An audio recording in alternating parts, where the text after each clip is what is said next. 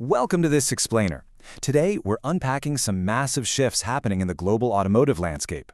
We're talking about a transition that takes us right from the practical realities of your daily commute all the way up to macro-level shifts in global trade and future tech. We're basing all of this on the International Energy Agency's freshly released Global EV Outlook for 2026. And you know what's fascinating? It highlights how the current energy crisis is literally reshaping the vehicles we drive. Let's dive right in. Just think about the sheer physical scale of the global auto trade we're dealing with today. Endless rows of vehicles lined up waiting at the port prove that we aren't just talking about a niche environmental trend anymore. No, we're looking at a massive, industrialized global movement that's fundamentally altering international economics and manufacturing. To put a hard number on that scale, 20 million. That is the record-breaking number of electric cars sold globally in 2025.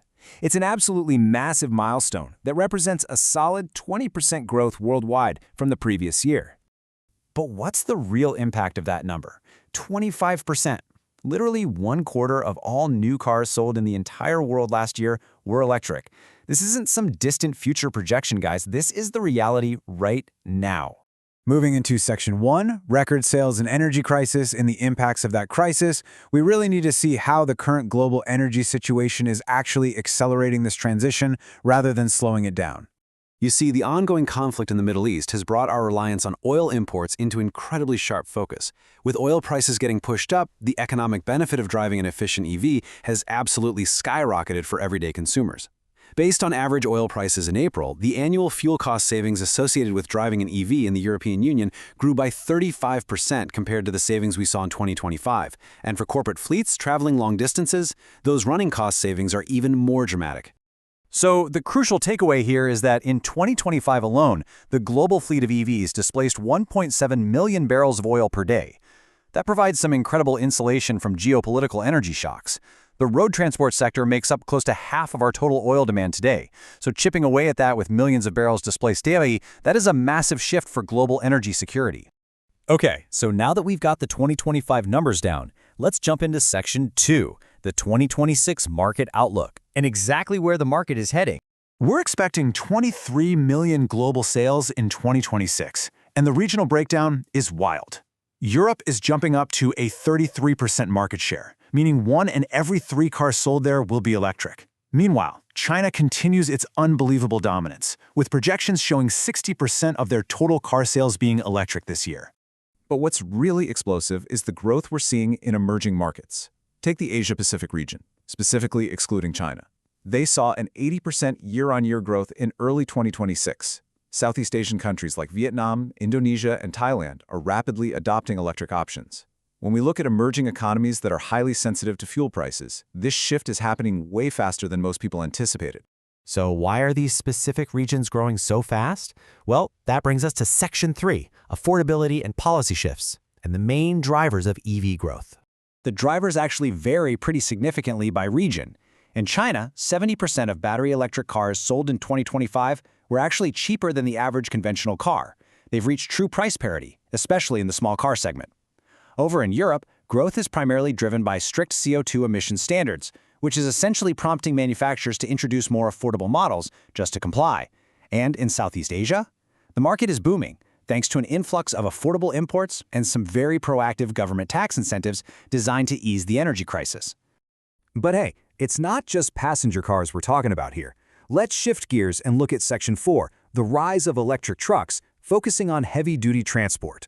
The report highlights a vital reality, noting that electric trucks, which are the second largest oil-consuming transport mode, avoid the consumption of 1 million barrels per day in 2035. Electrifying these massive vehicles is an absolute game-changer for reducing global oil dependency.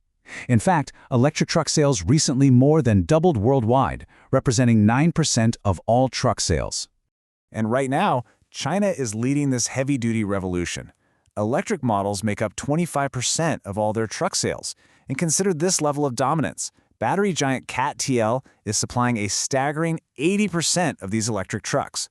This really reflects China's highly integrated ecosystem and strong local supplier network, which allows them to bring the total cost of ownership down to competitive levels much faster than the rest of the world. Meanwhile, Europe is aggressively playing catch-up. They're building out heavy-duty infrastructure and have now established over 1,000 charging points exclusively for electric trucks. The ultimate goal here is to ensure the total cost of owning an electric truck reaches full parity with diesel by 2030. That would make the switch a complete no-brainer for transport companies. So how does all this local growth affect international economics? Let's move right into Section 5, Global Trade and Manufacturing, and take a look at the international economics. As intense domestic competition squeezes profit margins at home, Chinese automakers are aggressively looking overseas for higher returns. They exported a record 2.5 million EVs last year. Think about that. Over 35% of China's total car exports were EVs. Basically, they're producing vehicles faster than their domestic market can absorb them, pushing a massive wave of inventory out into the world. This creates such a fascinating trade dynamic. Right now, 55% of the electric cars sold in emerging markets, meaning countries outside the US and Europe, are Chinese imports. Just 5 years ago, that figure was less than 5%. However, this massive inventory buildup could face some strong headwinds soon. Why? Because exports actually exceeded overseas sales by more than 25% last year, meaning there's a growing stockpile of vehicles just waiting for buyers globally. Finally, let's look to the future with Section 6, AI and future technologies, going way beyond the battery. We're looking at a completely new paradigm here. Electric vehicles are the vanguard of software-defined vehicles, or SDVs. What this essentially means is that your car is becoming a highly centralized, upgradable computer on wheels. Thanks to falling prices for sensors and way more powerful computing chips, automakers can now update your car's critical functions over the internet, exactly like your smartphone. But this incredible innovation is definitely a double-edged sword. On one hand, AI gives us advanced driver assistance, highly optimized battery management, and even completely driverless taxis operating commercially in over 20 cities right now. But on the flip side, it vastly increases our reliance on highly concentrated semiconductor supply chains and introduces some serious cybersecurity risks that automakers now have to manage on a global scale. So, as the energy crisis pushes us toward rapid electrification, as global trade patterns completely realign around battery supply chains, and as AI literally takes the wheel, I'll leave you with this final thought. The next time you hit the road, take a look at the cars around you. We aren't just swapping out gas tanks for batteries anymore. We are witnessing a total technological and geopolitical transformation of mobility. How will this rapidly changing landscape of AI and global trade ultimately reshape your daily commute in the years to come? Thanks for joining me on this explainer, and keep learning.